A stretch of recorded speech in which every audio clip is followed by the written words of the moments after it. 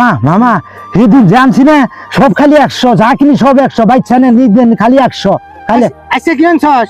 আজকে কি আনছি মামা কচু আনছি আর আজকে ঠকা হয় নাই 10 টাকা 10 টাকা। এই শারাম দাদা তুই তো আজকেও ঠকাই দিছে, এটা দাম 3 টাকা। কি করলেন মামা এটা 3 টাকা? হ্যাঁ তুমি বাদ যা চুল কাকা শুরু চুল কাকা যাও কত চুল যাও ওরা কে দিছে আন্দা যাও যাও হাজির বলা দেখালে যাই জুলিটা ইনকাম থাকে হাজির জানি বলে। মামা হায় হায় আমি যে কি করছি মামা কি করছ?